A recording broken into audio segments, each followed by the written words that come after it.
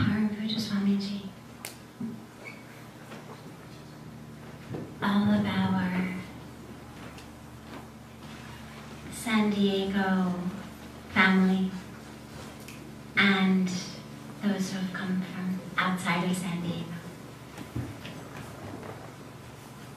It's such a wonderful, wonderful joy to be back here this evening, and particularly at this church, which is our first time at this church.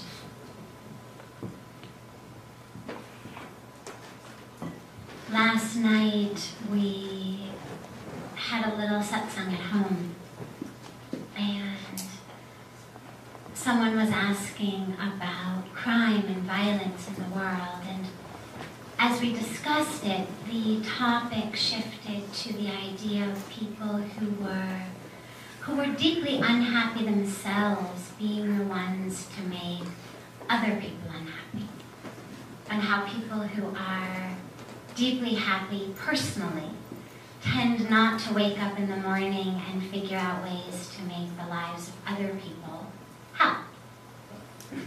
So, as the satsang went on, the gentleman had asked a question about happiness and where does it come from and how can we have it. And at that point we had gotten just to Puja Swamiji's silence time, and he observes silence every day from 10 at night to 10 in the morning. And he said, okay, he said, we will take this up tomorrow evening in the satsang.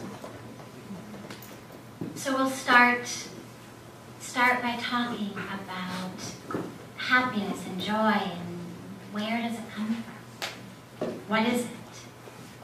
And I want to share a joke which I love about this with you all, which is a joke of a man who goes to see a psychiatrist, and he comes to the psychiatrist and he says, my doctor has told me to come see you. So the psychiatrist says, okay, well, so tell me what's the problem? And the man says, well, there isn't really a problem. And the psychiatrist says, well, tell me some more. How's your career? And the man says, well, actually my career is great. I mean, it has, ups and downs like everybody's does. But in general, I'm very peaceful with it, and I enjoy it, I feel fulfilled. And the psychiatrist says, well, then tell me about your family life. I'm looking for something. What is the issue? He says, well, tell me about your family life. And the man says, well, my family, of course, we also have ups and downs, but actually we really love each other. We're very deeply bonded and connected and joyful. And the psychiatrist says, well, what about your inner life? And the man says, that too really is going very well. I mean, again, of course, I'm human, I have ups and downs, but in general, I'm really deeply grateful and happy and joyful and peaceful. And the psychiatrist is scribbling frantically on his pad. And finally he looks up at the man and he says, and how long have you been like this? And I love the story because being happy is so unusual that we don't know what to do about it. If the man had said to the psychiatrist, well, God, I'm a stressed mess, the psychiatrist would have known exactly what to do. But I'm happy, I'm joyful, things are good and grounded and connected. We don't know what to do about that because it's so unusual. Feeling deeply happy. Not, as we always say, happy just because, you've had an ice cream cone and it made you happy, or you watched a movie and it made you happy. But deeply happy is something that is so far from most of our actual realities. And the reason for that is something that I refer to as trying to squeeze orange juice out of a cow. Cows are wonderful. They give us milk. Milk assuming it's organic and that the cows are treated nicely and lovingly, is a wonderful, nourishing drink. It nourishes us, it nurtures us. And orange juice is also wonderful, but it doesn't come out of a cow's udders. And the more we squeeze those udders, thinking that if we just squeeze hard enough, if we just say the right orange juice mantras and do the right orange juice prayers and play the right orange juice CDs and, fill our homes with orange incense, somehow we're going to be able to actually squeeze orange juice out of these cow udders. And that's what's happening in our lives. We're looking for happiness, for joy, for peace, for meaning, for fulfillment. But we're looking around us.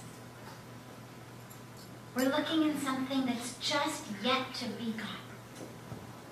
And so we talk about being closer and closer to happiness, searching for happiness, being on a path of happiness, learning about happiness, moving toward happiness, moving toward joy.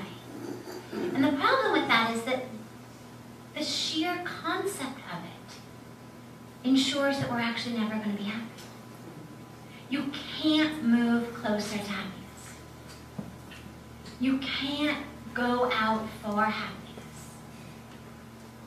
It is something which can only be experienced in this moment. You can't be happy tomorrow or yesterday.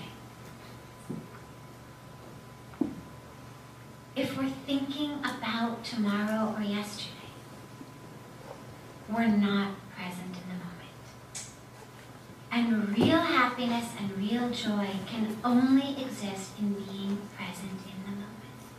And so no matter what we think is between us and joy, another $1 million, 10 pounds on or off, a divorce, the right spouse, the right job, as long as there's something between us and happiness, we ensure that we will never, ever, ever have it. Because even when we actually attain that extra $1 million or lose those 10 pounds or have the divorce and get the new spouse, we've created such a nature, an inner environment of lack and scarcity and misery that no matter what we get, who we are is miserable.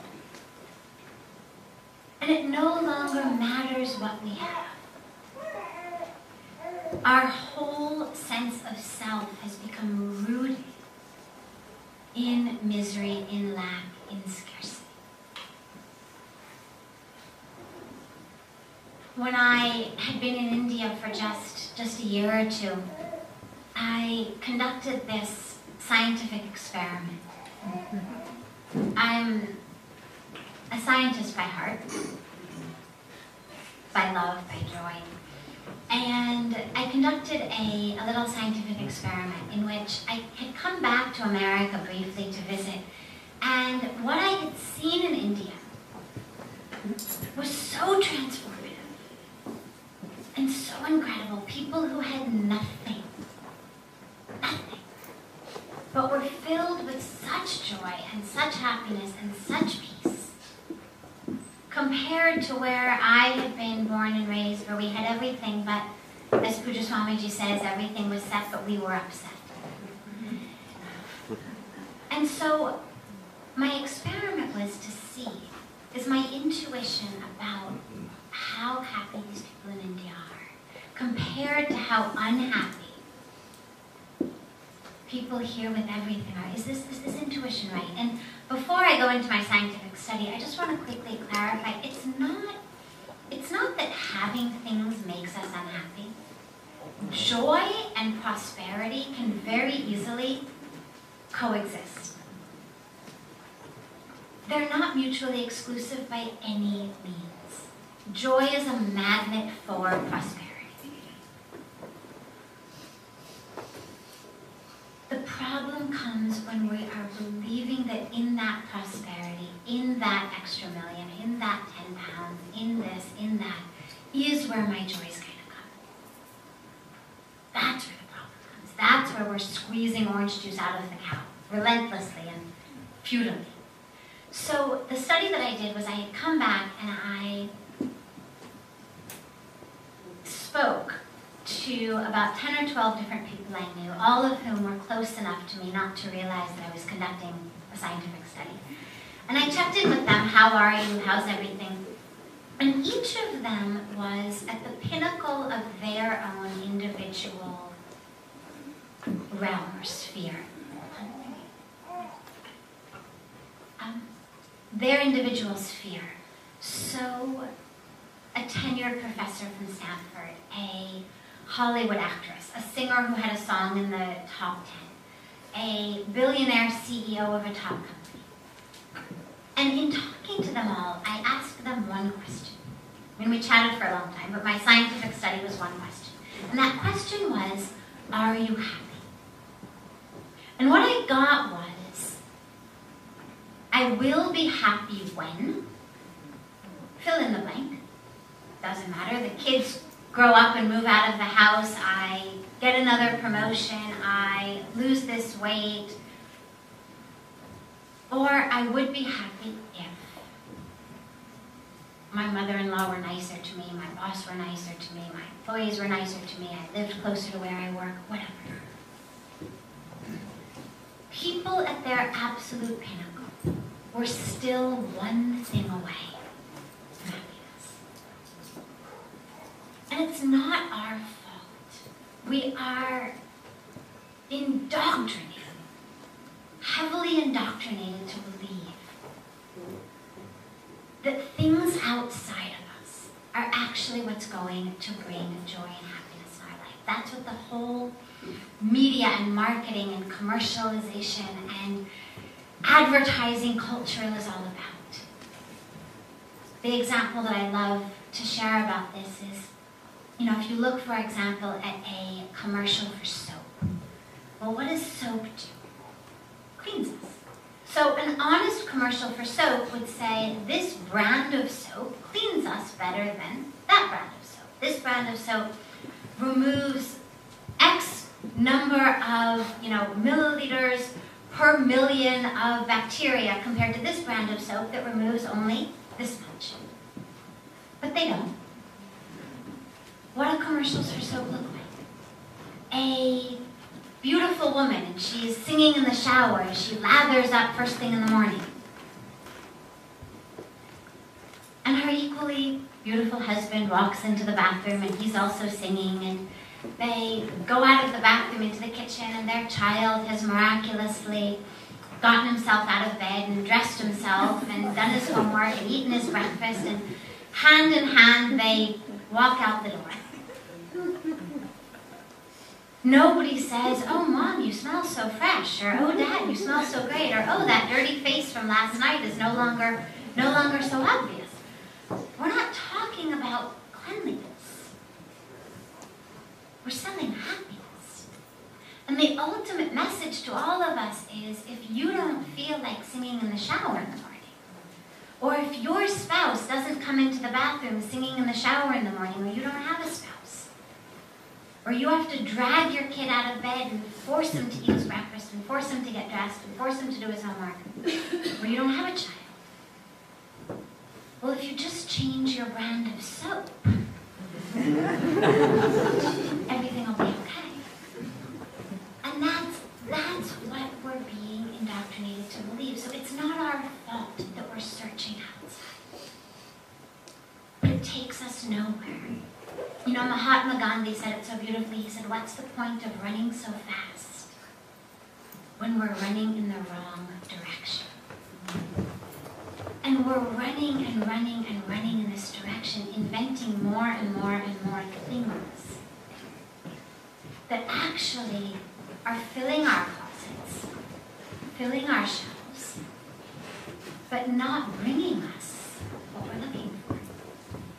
And then we invent more and more technology that's going to make our lives easier, that's going to bring us great relief. And of course, that just brings us more stress. I was sharing the other night that I had been on a plane recently, in the magazine in the airplane. they've got, all of these puzzles and games and stuff in the back of the magazine. And this one had a vocabulary test in it. And in the vocabulary test, they gave a word. And then there was a multiple choice question of what's the meaning of this word? And it's a real word, new words in the English language dictionary. And you have to guess what is the definition of this new word. And the word was nomophobia. With a background in psychology, I figured, okay, so we have a phobia, it's a fear, it's a debilitating fear, handicapping fear. Fear of what? And of course, the makers of the quiz were very smart because every single one of the questions was, one of the answers was fear of this, fear of that, fear of this. So there was no way to guess. And when I flipped over the page to see what the answer was, it was fear of being without a working mobile phone.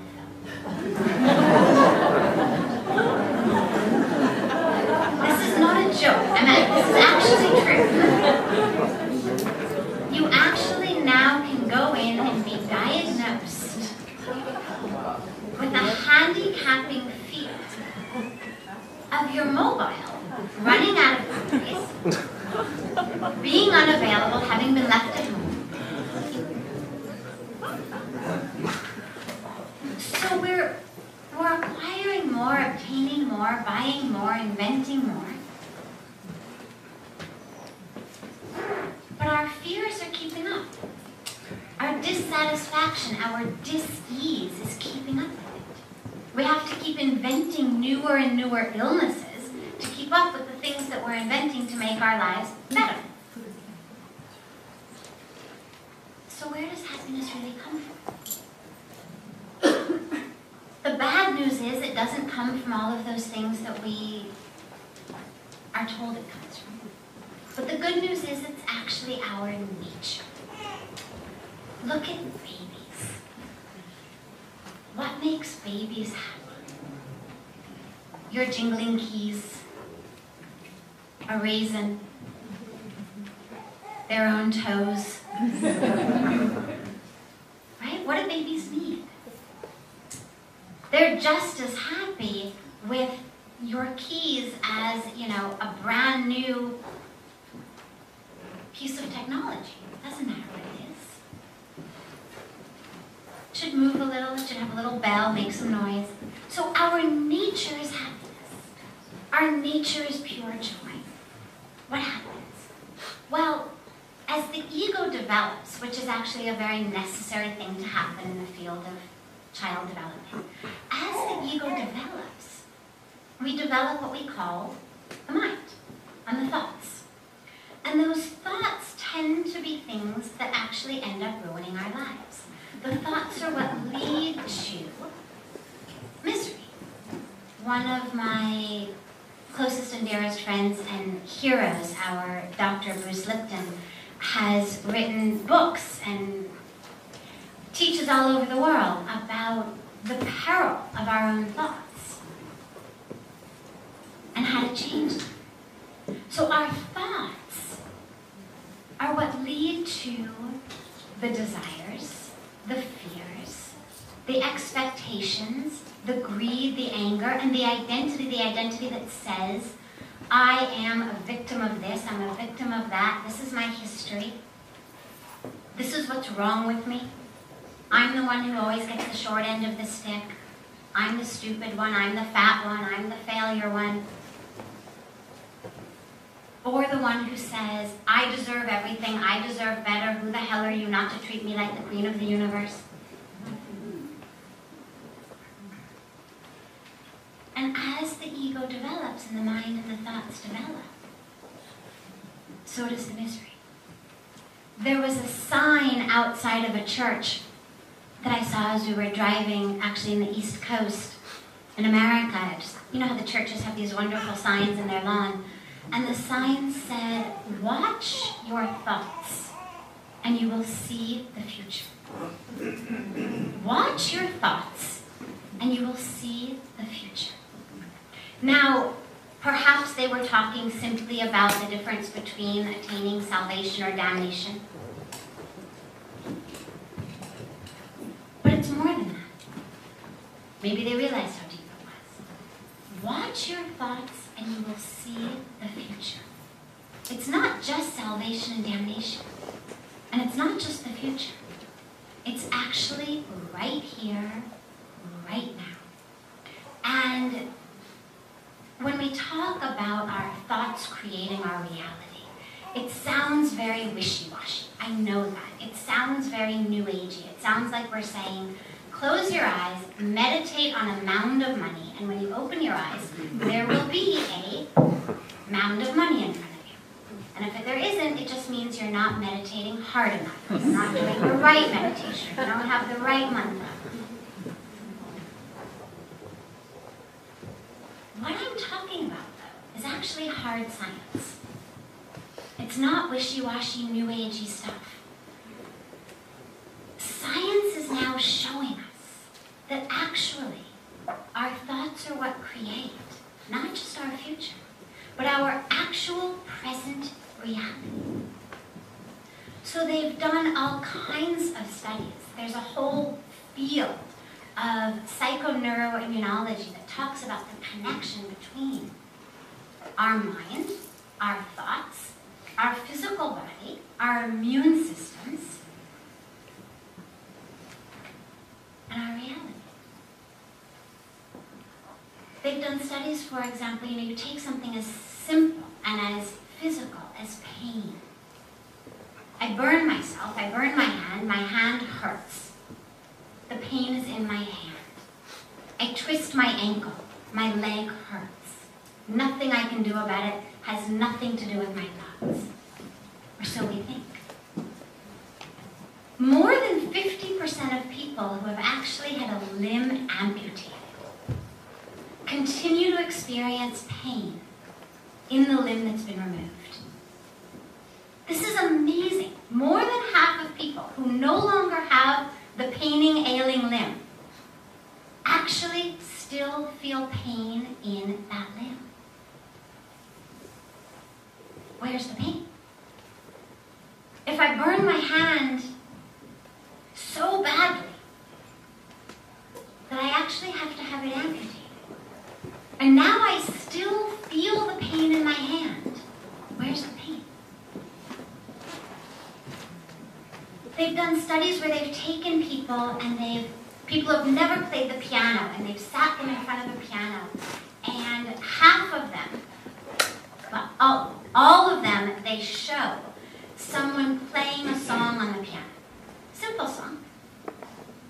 They show it to all of them. Then to half of the group, they give 2 hours a day to actually come and sit in front of a piano and keep practicing the piano. The other half of the group is never allowed to actually touch the piano.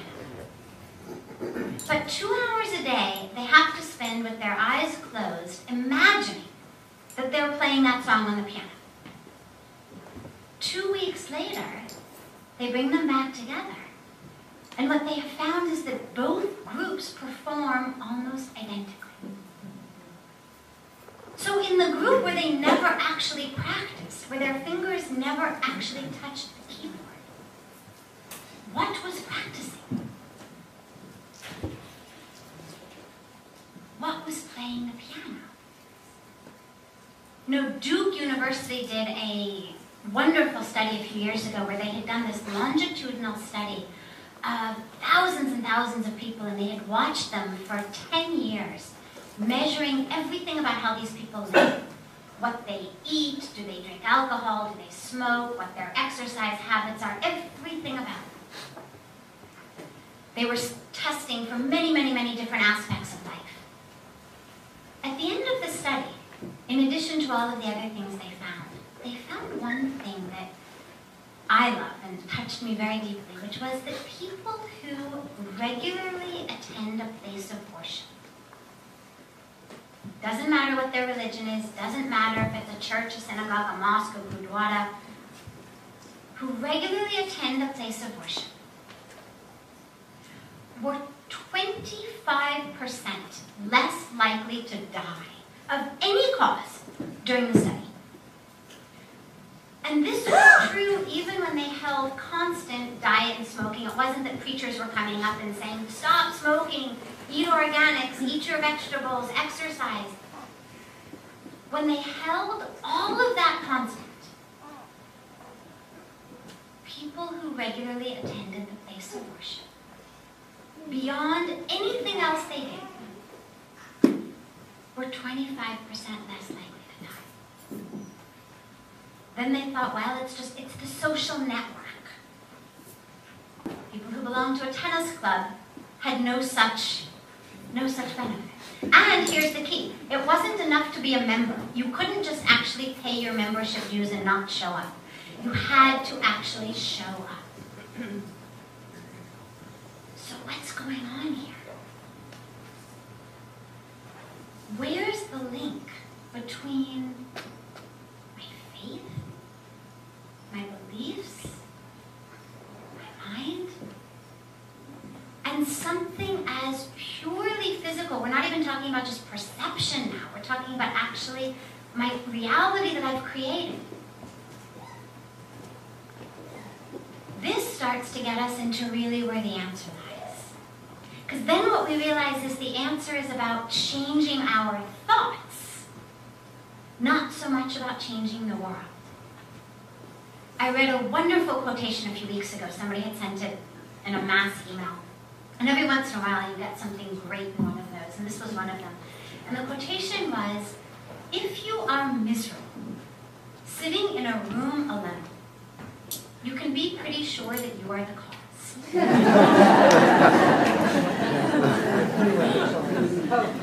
If you are miserable, sitting in a room alone, you can be pretty sure that you are the cause.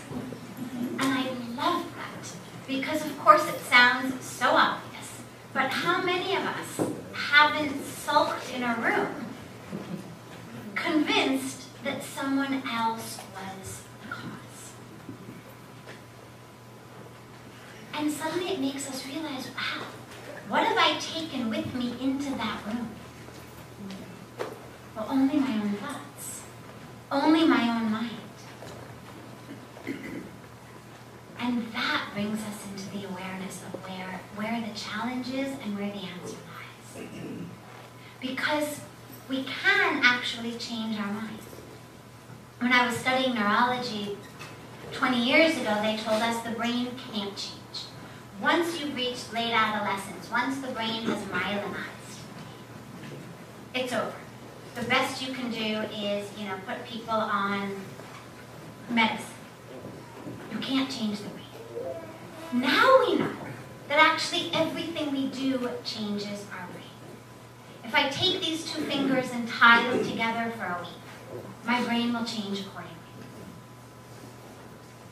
If I'm used to wearing shoes and I go barefoot for a week, my brain will change accordingly.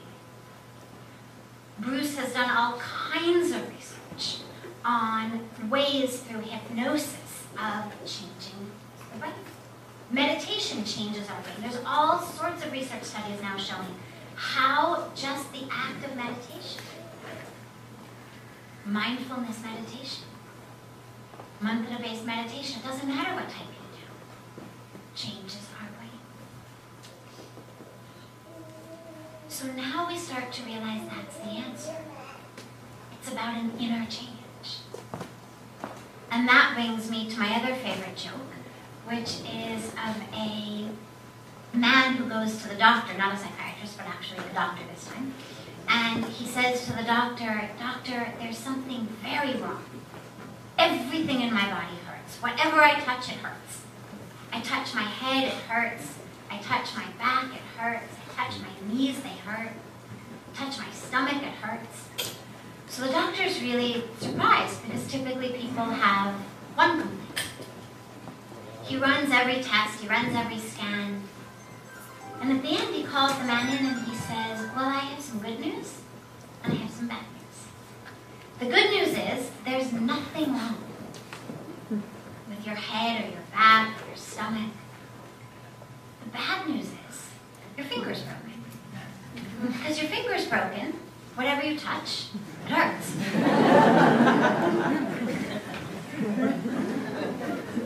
And that's what happens in our lives. We're going through the world with this broken connection. And so whatever we touch, it hurts. We get some temporary reprieve, we have a good movie, we have a good chocolate ice cream cone, we have a nice temporary experience somewhere, we go on vacation, but our lives hurt. And what is that connection? That connection is to the depths, the true self of who we are. We don't know who we are, and that's where the misery lies. We're looking for an identity, and so we create an identity out of the external world around us. Our professions, our physical bodies. I'm a doctor, I'm beautiful, I'm rich, I'm poor, I'm this, I'm that. On our histories, where we've gone, what we've learned, what's happened to us, what hasn't happened to us that should have happened to us. But those identities are fleeting. And in most cases, they trap us. And they lead to more and more misery. In Indian culture, there's a beautiful mantra that says, Purnamada Purnamidam Purnad Purnamudachyate Purnasya Purnamadaya Purnameva Vishishyate. And it means that, capital T, that, is whole and complete and perfect and divine. This, capital T, this, which we've pulled out of that, is whole and complete and perfect and divine. So that, the Creator, God, whatever name, whatever form, whatever our religion is, it doesn't matter. Every religion says God is infinite. When you pull anything out of infinity, what do you get? Infinity, right? We learn in grade school, what's infinity divided by 10? Infinity. Infinity minus 200, infinity. Infinity divided by 7 billion, infinity. So capital T, this, is also infinite. And pure, and whole, and complete, and divine. And that's the identity. When I first met Pujya Swamiji, he held up, we'll say this mic is a pen, he held up a pen, and he said to me, "You are not this pen." And I laughed, right? I mean, obviously, of course, I'm not the pen. And he said to me, "You know, you laugh because you know you're not the pen.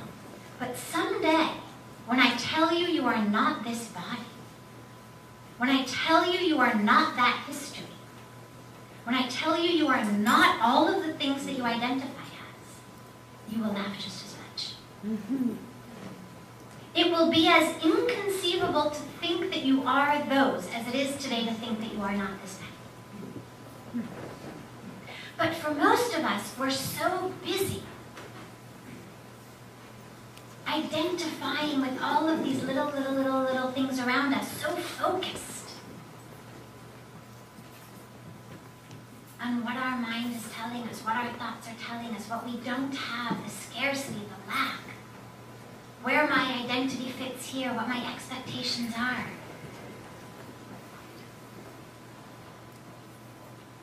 That we miss the big picture.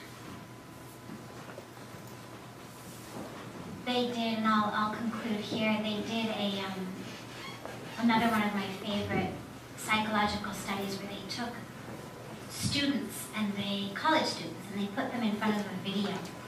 And they told them that the game was to watch this basketball game, and you had one team in white and one team in red, and just to count how many baskets each team made. And the students did that, it's not rocket science. And at the end, they asked the students, okay, how many baskets did the white team make? How many baskets did the red team make? And they all got the number mostly right. And then the scientist said to them, did you notice anything else? And this was actually what the study was about.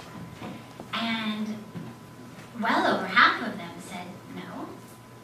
And now here's what had happened. Halfway through the 6-minute basketball game, in the middle of the screen, an enormous gorilla had actually come out, center stage, center court, and had danced in the middle of the basketball court for 30 full seconds, and then waltzed off camera. More than half of them missed it. Smart, young, healthy college students. Because they were so focused on what they thought the task at hand was, which was counting baskets, that they missed that which was so obvious. And that's where the misery in our life comes from.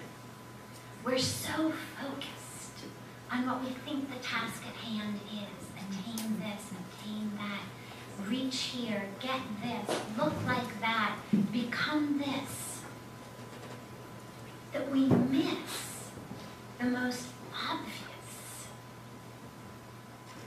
truth of who we are, which is born, full, whole, complete, divine. And when we have that experience,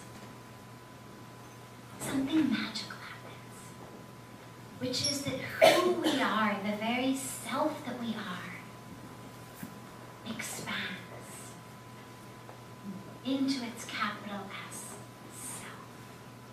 And that is what we're looking for. We shop to feel expansive. We eat to feel expansive. But of course, none of it works. That experience of melting and merging and losing the borders and boundaries of the self. That's what happens in love. Bruce and I were just on the way here in the car talking about how love is the key. Real love. And it doesn't matter whether it's love for a spouse, a child, God, with a name, without a name, love for the tree in your backyard, love for the universe, because it all eventually becomes one.